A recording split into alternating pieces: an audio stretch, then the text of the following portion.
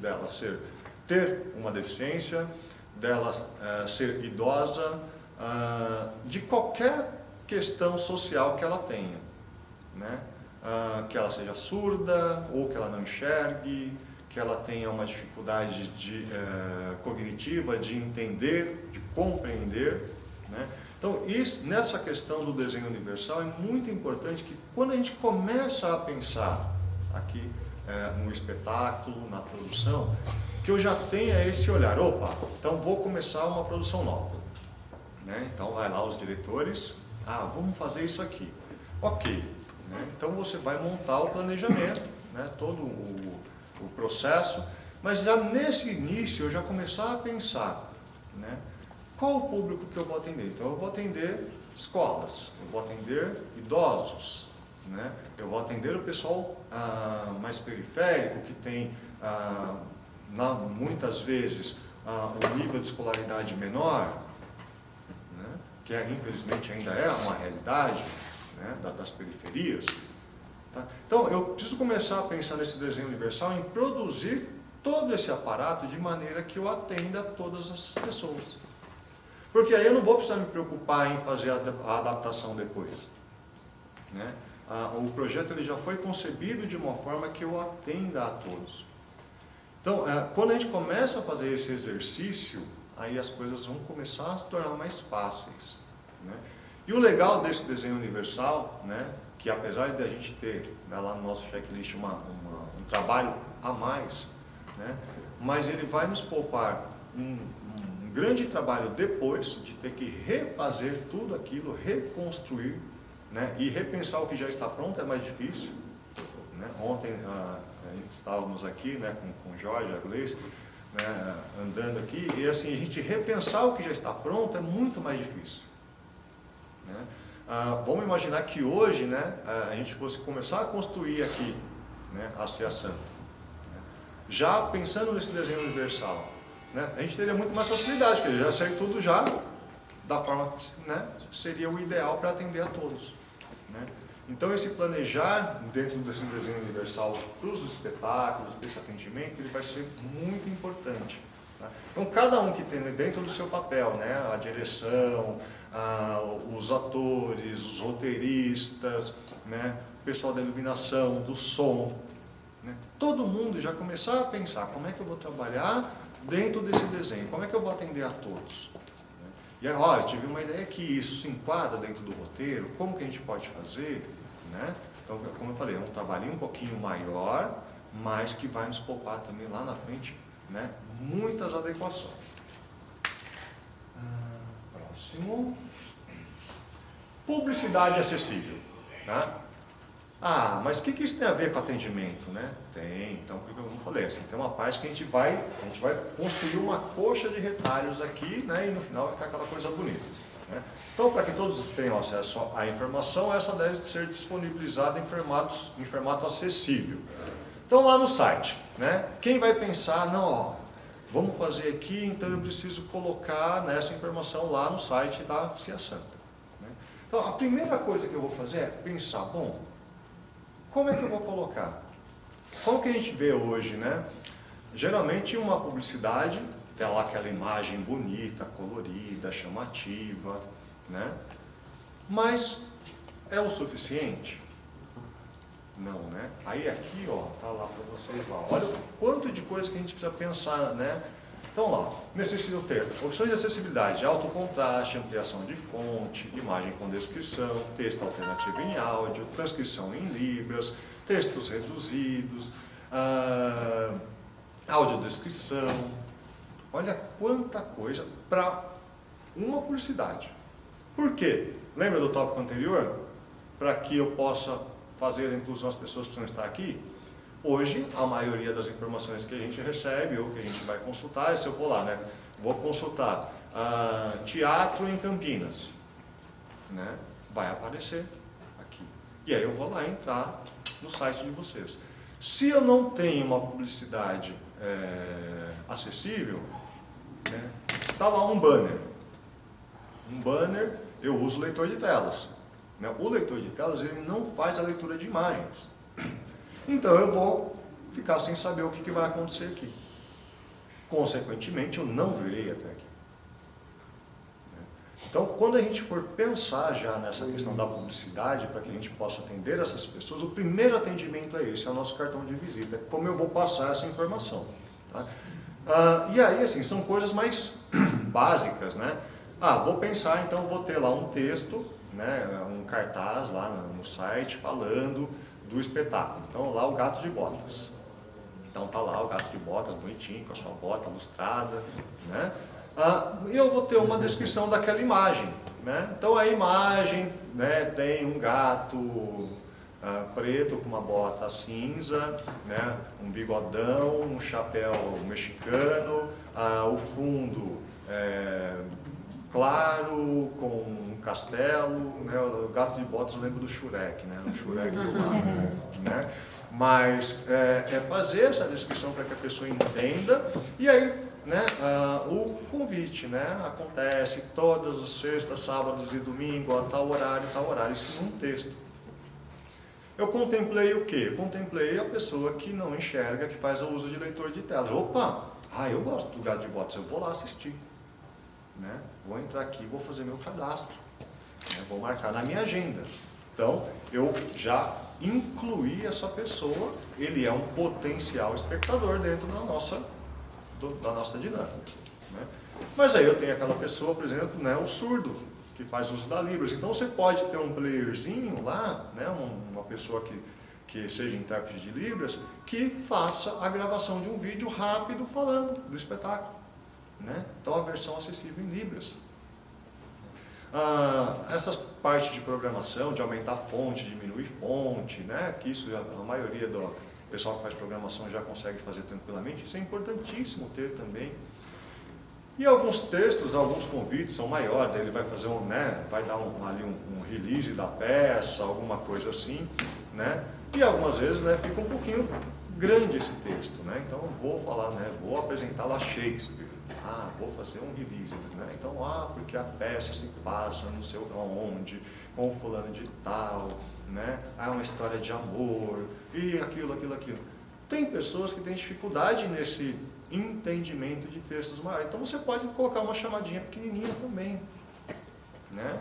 A peça de fulano de tal, encenada pelos autores da Companhia Cia Santa, que fala sobre um romance entre duas famílias distintas. Opa, isso aqui parece ser legal, conseguir entender. Uma pessoa que tem deficiência intelectual, uma pessoa que tem dislexia, por exemplo, ele vai conseguir captar aquilo.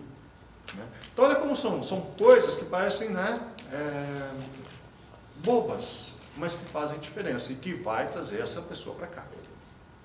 Né? Então é muito importante aí cada um de nós. E aí a gente pode, mas essa não é minha área.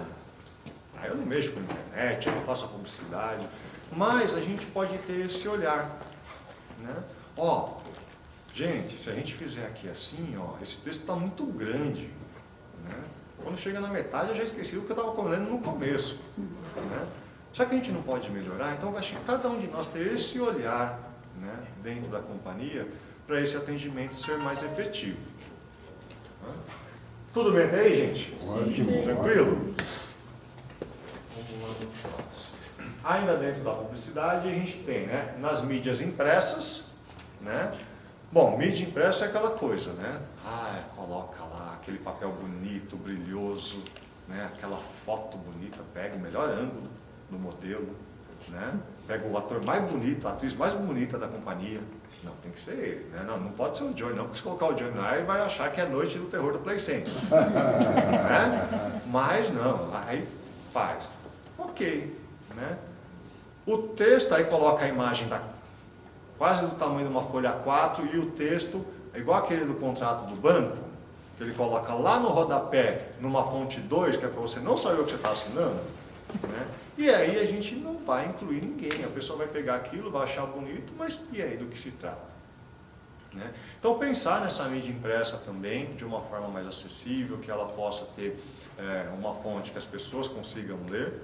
Né? E aí não é só a pessoa com deficiência, né? A gente sabe que depois dos 40 a visão começa a ir para o limbo, né? A gente tem uma perda visual, isso é normal, né? Com o passar do tempo. Depois dos 40 tudo começa a cair, né?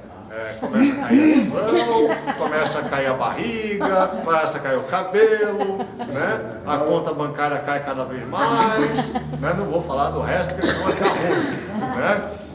Mas é comum, né? Então eu pensar nisso também para que as pessoas consigam ter esse acesso, né?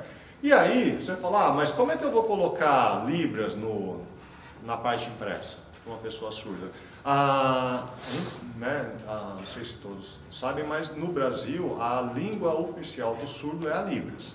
Então no Brasil nós temos duas línguas oficiais, que é a língua portuguesa, né, que eu gosto de chamar de língua brasileira, que de português não tem mais nada, né? E a Libras.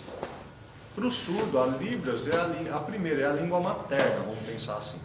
Né? A língua portuguesa, ela é a segunda língua dele. Então, a mesma coisa que nós que aprendemos lá, né, na escola, a língua portuguesa, e depois vamos fazer um curso de inglês.